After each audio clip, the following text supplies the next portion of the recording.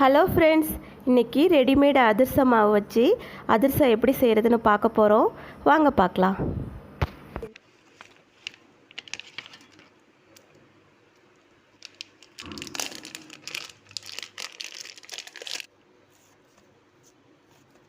மாவு நல்லாயிருக்கு.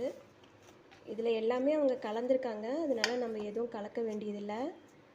இதை இப்படியே பிசைஞ்சிட்டு நம்ம அதிரசம் மாதிரி தட்டி எண்ணெயில் போட்டுடலாம். புதுசாக ட்ரை பண்ணுறவங்க இது மாதிரி வாங்கி ட்ரை பண்ணிக்கலாம். இந்த மாதிரி ஒரு கேரி பேக் எடுத்துக்கோங்க. இதில் லைட்டாக எண்ணெய் வச்சுட்டு இது மாதிரி தேய்ச்சிருங்க.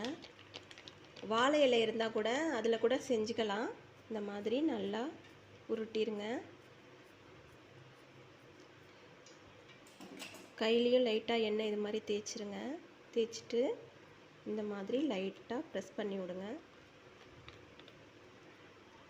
ரொம்ப மெலிசாக தட்டிடக்கூடாது, கொஞ்சம் மீடியமாக இருக்கட்டும், இந்த அளவு இருக்கட்டும். ரொம்ப பெருசாகவும் தட்டுனா அதிரசம் உள்ளே வேகாது, அதனால் இந்த அளவு தட்டிக்கோங்க. இப்போ இதை எண்ணெயில் போடலாம். எண்ணெய் நல்லா காஞ்ச உடனே இது மாதிரி எடுத்துக்கோங்க.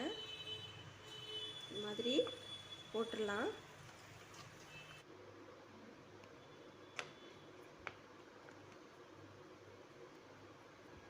ரவுண்ட் ஷேப்பில் இது மாதிரி தட்டிக்கோங்க. இப்போ இதில் இடையில இது மாதிரி ஓட்டை போட்டுக்கலாம். இது மாதிரி ஓட்டை போட்டு போடணுன்னாலும் போடலாம், இல்லை ஓட்டை போடாமல் முழுசாக போடணுன்னாலும் போடலாம்.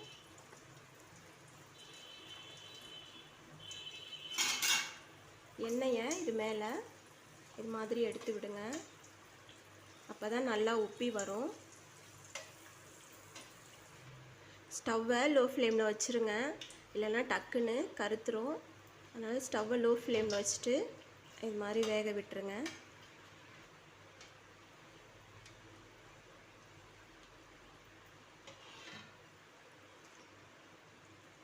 இது மாதிரி கலர் சேஞ்ச் ஆனோன்னு எடுத்துக்கோங்க. நல்லா இது மாதிரி கலர் வரட்டும், அப்போ தான் உள்ளே வேகும். எடுத்துட்டு இது மாதிரி இன்னொரு கரண்டி வச்சு அமுத்தி எண்ணெயை எடுத்துருங்க.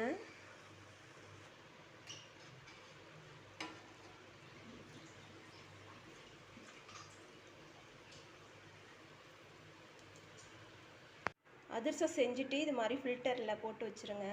கீழே ஒரு பாத்திரம் வச்சுட்டிங்கன்னா எண்ணெய் மீதி இருக்கிற எண்ணெய் அதுவே வடிஞ்சிரும்.